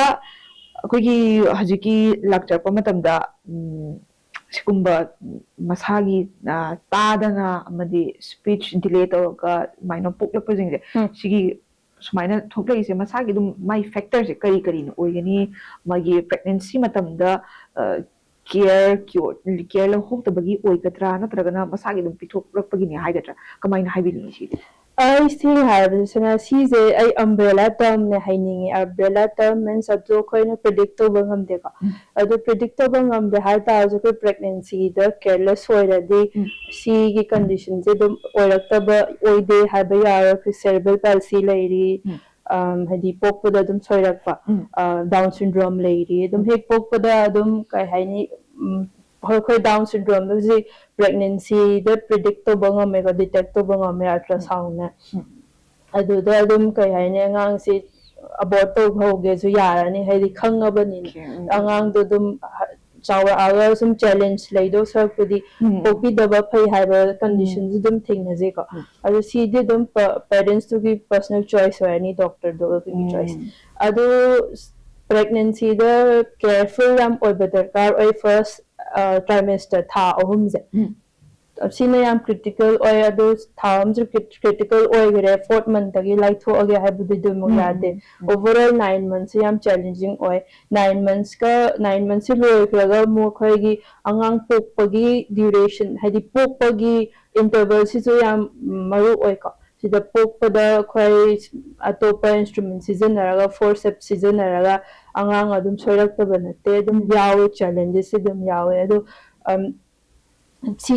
si das forgi badagi angang sigi challenge se lakpani haibagi dot to the numbering amjara because sigi prediction de as a human akoina kitang wagani aduda hajik se akogi treatment se adult ka angang gadi adum khara di khenarani ado adult ki oina di koi hidak kumba guli kumba tharaga sizinabra natraga just only adum isha gi dedi tawjariba treatment gi mong se kamai tawraga to hidak se khoi hidak tha bagi authority se khoi de laita as a speech language pathologist akoina to hidak se majorly ko stroke to the neurologist na thaga lai hidak se because brain solak pane brain gi immunity brain gi pagalak na ba oina khoi vitamin chaba multivitamin chaba supplement chaba main taw adoga akoina to university mainly khoi rehabilitation oral massage piba dagi magi cognition memory improve to hanba dagi magi day to day communication improve to hanba si na oina ayambo na ado sumaina treatment therapy to sida atopa doctor sing sum ai hidak chaba gi matang da link kumba thamnaraga ꯆꯠꯊꯕꯤꯕ꯭ꯔꯥ ꯀꯃꯥꯏꯅ ꯇꯧꯕꯤ ꯑꯗꯨꯝ ꯏꯁꯥꯒꯤ ꯑꯣꯏꯅ ꯑꯗꯨꯝ ꯇꯧꯕꯤ ꯑꯌꯥꯝꯕꯅꯗꯤ ꯑꯩꯈꯣꯏ adult ꯊꯦꯔꯥꯄꯤꯁꯦ team ꯑꯃ ꯑꯣꯏꯅ ꯇꯧꯔꯒꯗꯤ ꯌꯥꯝ ꯍꯦꯟꯅ ꯀꯥꯟꯅꯕ ꯐꯪꯉꯤ ꯑꯗꯨ ꯇꯤꯝ ꯃꯦꯝꯕꯔꯁꯦ ꯃꯅꯤꯄꯨꯔꯗ ꯀꯣꯑꯣꯔꯗꯤꯅꯦꯠ ꯇꯧꯕꯁꯦ ꯈꯤꯇꯪ ꯋꯥꯅ ꯑꯣꯏꯅ ꯊꯣꯛꯑꯦ ꯕꯤꯀꯣꯁ ꯏꯁꯥ ꯏꯁꯥꯒꯤ ꯆꯦꯂꯦꯟꯖ ꯑꯃꯃꯝ ꯂꯩꯅꯕꯅꯤꯅ ꯀꯣꯑꯣꯔꯗꯤꯅꯦꯁꯟ ꯇꯧꯕꯁꯦ ꯈꯤꯇꯪ ꯋꯥꯅ ꯑꯣꯏꯅ ꯊꯣꯛꯑꯦ ꯃꯅꯤꯄꯨꯔꯒꯤ ꯑꯣꯏꯅꯗꯤ ꯑꯗꯨꯅ ꯀꯣꯑꯣꯔꯗꯤꯅꯦꯁꯟꯗꯣ ꯋꯥꯠꯂꯛꯄꯅꯤꯅ ꯑꯩꯅ ꯇꯧꯔꯤꯕ ꯄꯣꯠꯇꯣ ネクス ꯇꯤꯝ ꯃꯦꯝꯕꯔꯅ ꯀꯔꯤ ꯇꯧꯔꯤꯒꯦ ꯈꯪꯗꯕꯅꯤꯅ ꯁꯦꯝ ꯊꯤꯡ ꯇꯧꯃꯤꯟꯅꯕꯁꯨ ꯌꯥꯎꯗꯕ ꯅꯠꯇꯦ ꯑꯗꯨꯅ ꯑꯩꯒꯤ ꯃꯣꯠꯇꯗꯤ ꯍꯥꯏꯗꯤ ꯇꯤꯝ ꯃꯦꯝꯕꯔ ꯇꯧꯔꯒꯅ ꯍꯦꯟꯅ ꯐꯒꯅꯤꯅ ꯈꯜꯂꯦ ꯑꯗꯨ ꯑꯣꯀꯦ ꯑꯗꯣ ꯌꯥꯝ ꯅꯨꯡꯉꯥꯏꯖꯔꯦ ꯍꯥꯏꯕ ꯇꯥꯔꯦ ꯑꯩꯈꯣꯏꯒꯤ ꯁꯤꯒꯤ ꯂꯝꯁꯤꯒꯤ ꯃꯇꯥꯡꯗ ꯃꯌꯥꯝꯅ ꯈꯪꯅꯤꯡꯕ ꯑꯗꯨꯒ ꯈꯪꯗꯕꯁꯤꯡꯁꯨ ꯑꯗꯨꯝ ꯈꯪꯖꯍꯧꯅꯕ ꯃꯌꯥꯝꯅꯁꯨ ꯍꯦꯟꯅ ꯑꯦꯋꯦꯌꯔ ꯑꯣꯏꯅꯕ ꯍꯥꯏꯇꯥꯔꯦ ꯑꯦꯋꯦꯌꯔꯅꯦꯁ ꯄꯤꯕ ꯌꯥꯝ ꯃꯊꯧ ꯇꯥꯏ ꯍꯧꯖꯤꯛꯁꯦ ꯍꯥꯏꯗꯤ ꯄꯦꯔꯦꯟꯁꯁꯤꯡꯒꯤ ꯋꯥꯈꯜ ꯑꯃꯗꯤ ꯑꯦꯗꯜꯠꯀꯤꯕꯨ ꯑꯣꯏꯔꯒꯁꯨ ꯑꯍꯟꯁꯤꯡꯁꯤꯗ ꯑꯩꯈꯣꯏꯒꯤ ꯑꯗꯨꯝ ꯅꯝꯁꯤꯜꯂꯒ ꯊꯝꯕꯤꯕ ꯅꯠꯇꯕ ꯐꯃꯨꯡꯗ ꯑꯗꯨꯝ ꯇꯨꯝꯃꯒ ꯍꯤꯞꯄꯒ ꯆꯍꯤ ꯌꯥꯝꯁꯜꯂꯛꯑꯕꯅꯤ ꯆꯍꯤ ꯂꯣꯏꯗꯧꯔꯕꯅꯤ ꯑꯗꯨꯝ ꯊꯝꯃꯁꯤ ꯁꯤꯕ ꯉꯥꯏꯅ ꯑꯗꯨꯝ ꯂꯩꯔꯁꯤ ꯍꯥꯏꯕ ꯅꯠꯇꯕ ꯑꯩꯈꯣꯏꯒꯤ ꯑꯗꯨꯝ ꯇ꯭ꯔꯤꯠꯃꯦꯟꯠꯁꯨ ꯁꯨꯝ ꯇꯧ ꯇꯥꯔꯒꯗꯤ ꯃꯁꯥꯗꯁꯨ ꯈꯔ ꯐꯒꯠꯂꯛꯑꯒ ꯋꯥꯈꯜꯗꯣ ꯅꯨꯡꯉꯥꯏꯖꯩꯗꯅ ꯑꯗꯣ ꯁꯤꯒꯤꯁꯦ ꯂꯣꯏꯅꯃꯛ ꯈꯤꯇꯪ ꯅꯥꯊꯩꯖꯔꯒ ꯁꯨꯝ ꯂꯣꯏꯁꯤꯜꯂꯛꯄꯒꯤ ꯃꯇꯥꯡꯁꯨ ꯑꯣꯏꯕꯅ ꯈꯤꯇꯪ ꯅꯨꯡꯉꯥꯏꯅ ꯑꯣꯏꯅꯕ ꯍꯥꯏꯇꯥꯔꯦ ꯏꯁꯥꯒꯤ ꯑꯣꯏꯕ ꯈ꯭ꯋꯥꯏꯗꯒꯤ ꯄꯥꯝꯖꯕ ꯍꯤꯟꯖꯥꯡꯁꯦ ꯀꯔꯤ ꯆꯥꯕꯤ ꯍꯧꯖꯤꯛꯀꯤ ꯃꯇꯝ ꯑꯣꯏꯔꯁꯨ ꯅꯤꯡꯊꯝꯊꯥ ꯑꯣꯏꯔꯒꯁꯨ ꯍꯧꯖꯤꯛꯀꯤ ꯑꯣꯏꯅ ꯈ꯭ꯋꯥꯏꯗꯒꯤ ꯂꯩꯗꯅ ꯃꯤ ꯑꯃꯒꯤ ꯅꯤꯡꯊꯝꯊꯥ ꯑꯣꯏꯒꯦꯔꯥ ꯀꯥꯂꯦꯟ ꯑꯣꯏꯒꯦꯔꯥ ꯃꯥꯅ ꯄꯥꯝꯖꯕ ꯍꯤꯟꯖꯥꯡ ꯑꯃ ꯂꯩꯖꯩꯗꯅ ꯑꯗꯨꯒ ꯇꯣꯉꯥꯟ ꯇꯣꯉꯥꯟꯕ ꯁꯤꯖꯟꯒꯤ ꯇꯣꯉꯥꯟ ꯇꯣꯉꯥꯟꯕ ꯍꯤꯟꯖꯥꯡ ꯑꯗꯨꯝ ꯈꯥꯏꯗꯣꯛꯑ ꯂꯩ ꯏꯁꯥꯒꯤ ꯑꯣꯏꯅꯗꯤ ꯀꯩ ꯍꯤꯟꯖꯥꯡꯁꯦ ꯈ꯭ꯋꯥꯏꯗꯒꯤ ꯄꯥꯝꯕꯤꯅꯗꯤ ꯀꯩ ꯑꯩꯒꯤ ꯑꯣꯏꯅꯗꯤ ꯑꯩꯁꯦ ꯃꯔꯣꯏ ꯊꯣꯡꯕ ꯌꯥꯝ ꯄꯥꯝꯖꯩ ꯃꯔꯣꯏ ꯊꯣꯡꯕꯗ ꯃꯣꯔꯣꯛ ꯈꯤꯇꯪ ꯁꯥꯔꯞ ꯇꯧꯕ ꯑꯩꯁꯦ ꯎꯁꯣꯞ ꯆꯥꯕ ꯌꯥꯝ ꯆꯠꯆꯅꯤꯡꯉꯦ ꯎꯁꯣꯞ ꯆꯥꯕ ꯆꯠꯅꯤꯡꯉꯤꯁꯦ ꯀꯩꯝꯇ ꯅꯠꯇꯕ ꯃꯔꯣꯏ ꯊꯣꯡꯕ ꯌꯥꯎꯕ ꯉꯝꯗꯕ ꯕꯥꯃꯣꯟꯅ ꯊꯣꯡꯕꯒ ꯏꯁꯥꯅ ꯊꯣꯡꯖꯕꯒꯁꯨ ꯃꯍꯥꯎꯗꯨ ꯈꯦꯠꯅꯕꯅꯦ ꯑꯗꯨꯁꯨ ꯑꯗꯨꯒ ꯏꯁꯥꯒꯤ ꯑꯣꯏꯅ ꯍꯥꯏꯗꯤ ꯏꯁꯩ ꯁꯛꯄꯁꯦ ꯑꯗꯨꯝ ꯄꯥꯝꯕꯤꯗꯕ꯭ꯔꯥ ꯅꯠꯇ꯭ꯔꯒ ꯑꯩꯁꯦ ꯕꯥꯠꯔꯨꯝ ꯁꯤꯡꯒꯔꯅꯦ ꯍꯥꯏꯕ ꯌꯥꯏ ꯃꯌꯥꯝ ꯃꯃꯥꯡꯗ ꯑꯩꯁꯦ ꯀꯌꯥ ꯀꯣꯟꯐꯤꯗꯦꯟ ꯑꯣꯏꯁꯦ ꯏꯁꯩ ꯁꯛꯄ ꯑꯗꯨꯅ ꯏꯊꯟꯗ ꯑꯗꯨꯝ ꯕꯥꯠꯔꯨꯝꯗ ꯉꯪꯖꯔꯦ ꯏꯁꯥ ꯅꯨꯡꯉꯥꯏꯖꯅꯕ ꯕꯥꯠꯔꯨꯝ ꯁꯤꯡꯒꯔꯗꯒꯤ ꯑꯗꯨꯝ ꯑꯆꯧꯕ ꯄ꯭ꯂꯦꯠꯐꯣꯝ ꯑꯃ ꯊꯣꯛꯑꯒ ꯁ꯭ꯇꯦꯖꯇ ꯁꯛꯄ ꯁꯤꯡꯒꯔ ꯃꯌꯥꯝ ꯑꯃꯁꯨ ꯌꯥꯎꯈꯤꯕꯅꯦꯕ ꯍꯧꯖꯤꯛ ꯐꯥꯎꯕꯗ ꯑꯗꯣ ꯁꯨꯝ ꯌꯦꯡꯖꯔꯛꯄꯗ ꯇꯣꯉꯥꯟ ꯇꯣꯉꯥꯟꯕ ꯂꯝꯁꯦ ꯁꯨꯝ ꯐꯤꯜꯁꯦ ꯇꯆ ꯇꯧꯔꯛꯄꯒꯤ ꯑꯩꯈꯣꯏ ꯋꯥꯔꯤ ꯁꯨꯝ ꯇꯥꯖꯔꯕꯅꯤꯅ ꯈꯔ ꯂꯩꯔꯒ ꯁꯤꯡꯒꯔ ꯑꯣꯏꯔꯦ ꯍꯥꯏꯕꯁꯨ ꯇꯥꯔꯛꯄꯁꯨ ꯀꯅꯥ ꯈꯪꯕꯅꯣ ꯑꯗꯨ ꯃꯌꯥꯝꯅꯁꯨ ꯑꯗꯨ ꯉꯥꯏꯃꯤꯟꯅꯕ ꯇꯥꯔꯦ ꯍꯥꯏꯕ ꯇꯥꯔꯦ ꯕꯥꯠꯔꯨꯝ ꯁꯤꯡꯒꯔꯗꯒꯤ ꯀꯅꯥ ꯈꯪꯅꯤ ꯄ꯭ꯔꯣꯐꯦꯁꯅꯦꯜ ꯁꯤꯡꯒꯔ ꯑꯃ ꯑꯣꯏꯊꯣꯛꯈ꯭ꯔꯒꯗꯤ ꯑꯗꯣ ꯍꯧꯖꯤꯛꯁꯦ ꯚ꯭ꯌꯨꯋꯔꯁ ꯃꯌꯥꯝꯗꯁꯨ ꯈꯪꯅꯕ ꯍꯥꯏꯇꯥꯔꯦ ꯏꯁꯥꯒꯤ ꯑꯦꯗ꯭ꯔꯦꯁ ꯑꯗꯨꯒ ꯀꯟꯇꯦꯛ ꯅꯝꯕꯔꯁꯤꯡꯗꯣ ꯑꯩꯈꯣꯏ ꯑꯗꯨꯝ ꯂꯤꯡꯛꯇ ꯍꯥꯞꯆꯔꯝꯒꯦ ꯃꯌꯥꯝꯅ ꯀꯟꯇꯦꯛ ꯇꯧꯕꯤꯔꯒ ꯈꯪꯅꯤꯡꯕ ꯑꯃꯗꯤ ꯐꯦꯃꯤꯂꯤ ꯑꯃꯗ ꯏꯃꯨꯡ ꯑꯃꯗ ꯁꯤꯒꯨꯝꯕ ꯁꯨꯝ ꯅꯥꯔꯒ ꯁꯤꯒꯨꯝꯕ ꯂꯣꯏꯅꯔꯒ ꯂꯩꯕ ꯃꯤꯑꯣꯏꯁꯤꯡꯅ ꯀꯃꯥꯏꯅ ꯇꯧꯔꯒ ꯇ꯭ꯔꯤꯠꯃꯦꯟ ꯇꯧꯁꯤꯒꯦ ꯍꯥꯏꯕꯒꯤ ꯀꯅꯥꯗ ꯇꯥꯟꯅꯁꯤꯒꯦ ꯍꯥꯏꯕ ꯈꯪꯂꯝꯗꯕꯁꯤꯡꯗꯣ ꯉꯁꯤ ꯑꯩꯈꯣꯏꯒꯤ ꯈꯨꯠꯊꯥꯡꯗꯒꯤ ꯉꯁꯤ ꯎꯅꯖꯔꯤꯕ ꯑꯩꯈꯣꯏ ꯊꯦꯔꯥꯄꯤꯁꯠꯅꯤ ꯁꯤꯒꯤ ꯀꯟꯇꯦꯛ ꯅꯝꯕꯔ ꯑꯃꯗꯤ ꯑꯩꯈꯣꯏꯒꯤ ꯃꯥꯒꯤ ꯃꯐꯝ ꯂꯩꯐꯝ ꯍꯥꯏꯕ ꯇꯥꯔꯦ ꯍꯥꯡꯉꯤꯕ ꯌꯦꯡꯉꯤꯕ ꯃꯐꯝꯁꯤꯡꯗꯣ ꯑꯩꯈꯣꯏꯒꯤ ꯉꯁꯤꯒꯤ ꯃꯈꯥꯗ ꯑꯗꯨꯃꯛ ꯎꯠꯆꯔꯝꯒꯦ ꯂꯤꯡꯛꯇ ꯑꯗꯨꯝ ꯊꯥꯖꯔꯝꯒꯦ ꯑꯗꯣ ꯍꯧꯖꯤꯛ ꯃꯤꯌꯥꯝꯗ ꯂꯣꯏꯁꯤꯜꯂꯛꯄꯒꯤ ꯑꯣꯏꯅ ꯑꯩꯈꯣꯏꯒꯤ ꯃꯦꯁꯦꯖ ꯑꯃ ꯄꯤꯕ ꯑꯣꯏꯅ ꯍꯥꯏꯇꯥꯔꯦ ꯁꯤꯒꯤ ꯐꯤꯜꯁꯤꯒꯤ ꯃꯇꯥꯡꯗ ꯏꯁꯥꯅ ꯆꯪꯖꯔꯤꯕ ꯐꯤꯜꯁꯦ ꯌꯥꯝ ꯄꯥꯝꯖꯅ ꯆꯪꯖꯔꯦ ꯑꯗꯨꯒ ꯂꯥꯏꯌꯦꯡꯕꯁꯦ ꯊꯦꯡꯅꯕꯗ ꯌꯥꯝ ꯈꯨꯗꯣꯡꯆꯥꯗꯕ ꯊꯦꯡꯅꯩ ꯑꯗꯣ ꯄꯦꯔꯦꯟꯁꯇꯕꯨ ꯑꯣꯏꯒꯦꯔꯥ ꯑꯍꯟꯁꯤꯡꯅꯕꯨ ꯑꯣꯏꯒꯦꯔꯥ ꯑꯩꯈꯣꯏꯒꯤ ꯂꯩꯔꯤꯕ ꯍꯧꯖꯤꯛ ꯎꯔꯤꯕ ꯚ꯭ꯌꯨꯋꯔꯁ ꯃꯌꯥꯝꯗ ꯃꯦꯁꯦꯖ ꯑꯃꯇꯪ ꯄꯤꯕꯤꯔꯒ ꯍꯥꯏꯔꯤꯕ ꯂꯥꯏꯅꯥ ꯑꯁꯤ ꯑꯩꯈꯣꯏ ꯀꯃꯥꯏꯅ ꯇꯧꯔꯒꯗꯤ ꯐꯍꯟꯒꯅꯤ ꯀꯔꯝꯕ ꯁ꯭ꯇꯦꯖꯇꯒꯤ ꯂꯥꯏꯌꯦꯡꯍꯧꯔꯒꯗꯤ ꯐꯒꯅꯤ ꯑꯗꯨꯒ ꯅꯝꯁꯤꯜꯂ ꯊꯝꯕꯒꯤ ꯑꯩꯈꯣꯏꯒꯤ ꯆꯠꯅꯕꯤ ꯑꯃ ꯂꯩꯔꯤꯁꯦ ꯁꯤꯃ ꯍꯣꯡꯗꯣꯛꯄ ꯌꯥꯝ ꯗꯔꯀꯥꯔ ꯇꯥꯏ ꯑꯗꯨꯅ ꯚ꯭ꯌꯨꯋꯔꯁ ꯃꯌꯥꯝꯗ ꯑꯩꯈꯣꯏꯒꯤ ꯃꯦꯁꯦꯖ ꯑꯃꯇꯪ ꯄꯤꯕꯤꯔꯛꯑꯣ ꯑꯩ ꯇꯣꯉꯥꯟ ꯇꯣꯉꯥꯟ ꯍꯥꯏꯖꯔꯒꯦꯀꯣ ꯌꯥꯏ ꯀꯥꯏ ꯆꯥꯏꯜꯒꯤꯒ ꯑꯗꯜꯠꯀꯤꯒ ꯑꯩꯈꯣꯏ ꯆꯥꯏꯜꯗ ꯑꯩꯈꯣꯏ ꯏꯀꯥꯏꯕꯒꯤ ꯊꯕꯛꯁꯦ ꯊꯥꯗꯣꯛꯄꯤꯕ ꯑꯩꯈꯣꯏ ꯑꯉꯥꯡꯗꯅ ꯑꯩꯈꯣꯏꯅ ꯏꯀꯥꯏꯔꯒ ꯑꯉꯥꯡꯗꯨꯅ ꯁꯣꯏꯔꯒ ꯂꯩꯕꯗꯣ ꯑꯗꯨꯅ ꯍꯦꯟꯅ ꯏꯀꯥꯏꯅꯤꯡꯉꯥꯏꯅꯤ ꯑꯗꯨꯅ ꯑꯉꯥꯡꯁꯦ ꯀꯩꯒꯨꯝꯕ ꯗꯤꯂꯦ ꯂꯩꯔꯦ ꯍꯥꯏꯕꯒꯤ ꯑꯩꯈꯣꯏ ꯆꯤꯡꯅꯕ ꯂꯩꯇꯥꯔꯗꯤ ꯅꯤꯌꯔꯦꯁ ꯄ꯭ꯔꯣꯐꯦꯁꯅꯦꯜ ꯑꯃ ꯇꯥꯟꯅꯕꯤꯌꯨ ꯑꯗꯨꯒ ꯄ꯭ꯔꯣꯐꯦꯁꯅꯦꯜꯗꯨꯅ ꯇꯥꯟꯅꯔꯒ ꯑꯩꯈꯣꯏ ꯊꯦꯔꯥꯄꯤ ꯔꯤꯀ꯭ꯋꯥꯌꯔ ꯑꯣꯏꯒꯅꯤ ꯑꯣꯏꯔꯣꯏ ꯍꯥꯏꯕꯗꯨ ꯄ꯭ꯔꯣꯐꯦꯁꯅꯦꯜꯗꯨꯅ ꯑꯣꯏꯅ ꯍꯥꯏꯍꯟꯕꯤꯌꯨ ꯁꯣꯝꯅ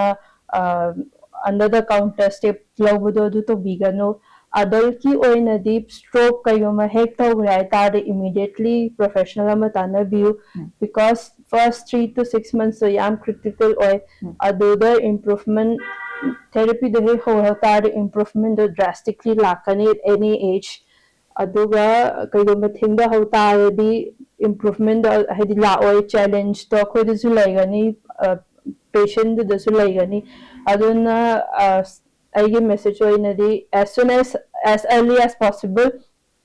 professional ama tana biyo both adults angang animak tana biraga tawba yaba steps to lomina hosi aduga improvement ahan gi oina improvement layer haba concept thadok biyo ahan judum improvement lakani with support mayamnasu meeting tabikre akogi audiologist and speech language therapist niga unazaraga adult amadi child gi ba tonga tonga lam sida kari tawba yai amadi masigi matangda angangsi akogi patient client lying banatana parents sing family sing asu koi matau karamna akogi convince tawgani akogi hainabada yamna waba family su dumak thengnai mayamna sum thengna birangani mayamna sum yengjab matamda shigi matang sida miyamna su pinyeng tabikre koi ke tonga tongan ba fajraba wafum kya amasu thambikre amadi hena haibetare awareness chathabasi yamna kan yamna maruiba thawdang amani awareness chatharaga leiriba miyam sida wakal tahanba masi ahaloiraga kogi chahi yam salaaga chahi madi chahi yam sale siba ngaina hingba nataba aduga sum layeng biba therapy se sum chathaba amadi angangi oiraga su piklingai dagi hona nauna khanghauraga nauna ngalingai dagi hona treatment pi horaga di akoi sidagi kitang thaidoga kitang safana leiba punna mayamga hinginaba ngambagi asa ma dum piri habitare koi doctor lady therapist kya ma lady tonga tonga ba treatment kya ma chatharaga adumak nasi foba layeng lai adubu miyam da hena khangnaba awareness kya ma chathabadi mathau tai nasigi ELITETV na sandokchaba special talk sida unazariba therapist ani se nataba tonga tonga ba atopa leiriba profession da leiriba atopa lam da leiriba tonga tonga ba miyam kaya ma unajaraga koi adumak lepa leitana adumak sandokchage nasige nadi miyam dagi kaina na ba thang nizari pinabirasi